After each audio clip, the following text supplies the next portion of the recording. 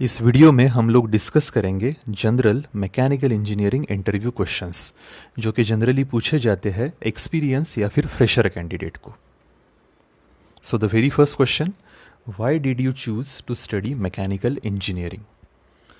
सो इसमें इंटरव्यूअर जो है वो जानना चाहता है कि कैंडिडेट को मैकेनिकल इंजीनियरिंग में कितना इंटरेस्ट है, वो मैकेनिकल इंजीनियरिंग के बारे में पैशनेट है कि नहीं, या फिर उसने इंजीनियरिंग सिर्फ जॉब पाने के लिए की है, राइट।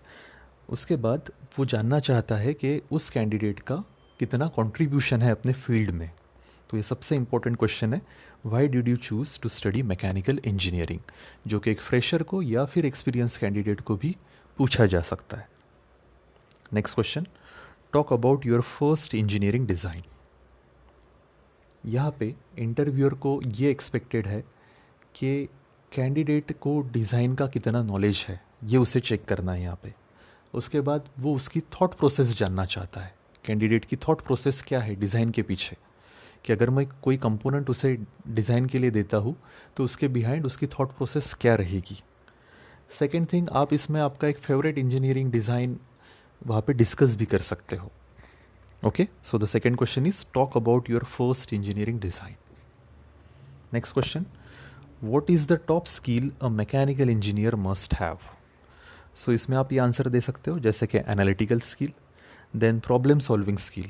जैसे मान लो अगर आप शॉप फ्लोर पे काम कर रहे हो या फिर डिज़ाइन डिपार्टमेंट में, क्वालिटी डिपार्टमेंट में, so daily you have to face new problem, new challenges, so you must have a skill that is problem solving skill. Then mathematical skill that is also required. जैसे मान लो CNC machine का programming है, so आपको mathematics आना चाहिए, trigonometry आना चाहिए। देन अगर आप डिज़ाइन डिपार्टमेंट में काम कर रहे हो तो वो तो सारा मैथमेटिक्स के ऊपर ही बेस्ड है। Then creative design skill and then strong knowledge of engineering fundamentals. So जो भी आपके बेसिक सब्जेक्ट्स है, थर्मल इंजीनियरिंग, उसके बाद डिज़ाइन इंजीनियरिंग, ये सबका फंडामेंटल नॉलेज आपको होना बहुत ज़रूरी है। Next question, what is your CAD system of choice and why. अब यहाँ पे आप देख सकते हो मैंने अलग अलग सॉफ्टवेयर्स लिखे हैं, जैसे कि कैटिया हो गया, then Creo, solid works, solid edge, IntelliCAD. So lot of design softwares are there. So इसमें ऐसे नहीं कि अगर आप कैटिया बोलते हो या फिर क्रियो बोलते हो तो ये राइट है वो रॉन्ग है, it depends on your experience. So you can name any CAD software. So इसमें इंटरव्यूअर ये जानना चाहता है कि आपको कैड सॉफ्टवेयर का नॉलेज कितना है, वो बेसिक एम है ये क्वेश्चन के पीछे। Next question, name an engineering skill have you learn recently. So इसमें इंटरव्यूअर ये जानना चाहता है कि आप कितना इंटरेस्टेड हो नई नई चीज़ें सीखने के लिए।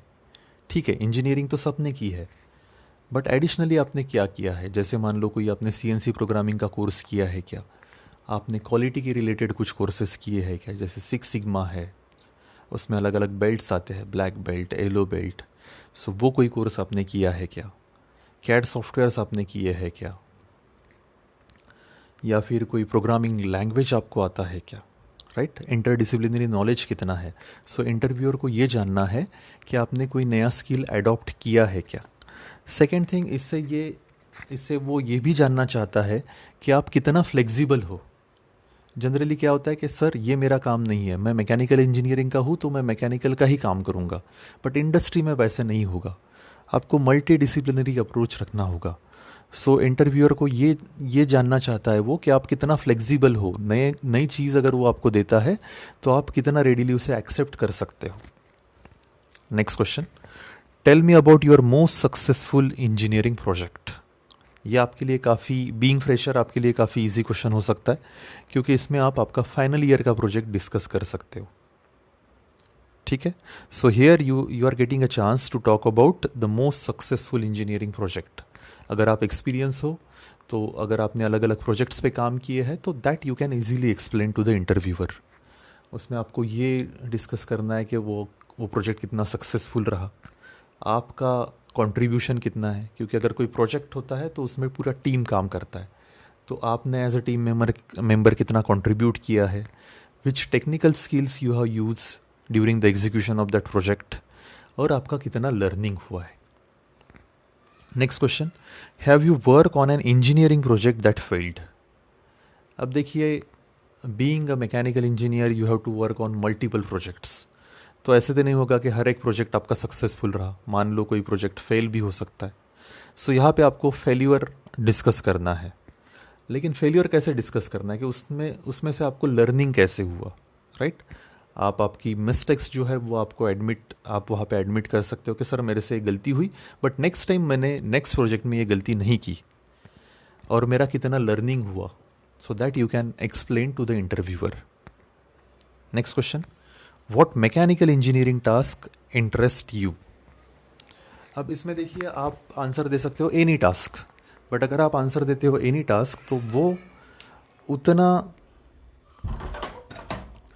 उतना उसमें दम नहीं रहेगा, राइट? एनी टास्क आप बोल के छोड़ नहीं सकते हो, वो बहुत जनरल आंसर होगा।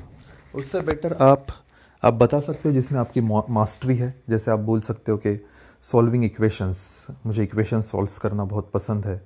Then design engineering, then building prototypes. So एक बार डिज़ाइन होने के बाद आप प्रोटोटाइप बिल्ड करते हो, उसे टेस्ट करते हो, so testing. Then engineering analysis by using CAE softwares like Nastran, ANSYS, then communicating the design. Okay, next question, describe your process in checking for flaws. So यहाँ पे इंटरव्यूअर जो है ये जानना चाहता है कि आपकी थॉट प्रोसेस क्या है। जैसे मान लो अगर आप कोई प्रॉब्लम फेस करते हो तो उसके मल्टीपल सॉल्यूशंस रह सकते हैं, राइट? एक प्रॉब्लम के 10 सॉल्यूशंस आ सकते हैं, but then you have to find out an optimize solution. So इसमें इंटरव्यूअर ये जानना चाहता है कि आपकी थॉट प्रोसेस क्या है। अगर कोई प्रॉब्लम आता है तो आप में कौन सा स्किल है वो प्रॉब्लम सॉल्व करने के लिए, प्रॉब्लम सॉल्विंग स्किल है कि नहीं आपके पास। Okay, so the question was describe your process in checking for flaws.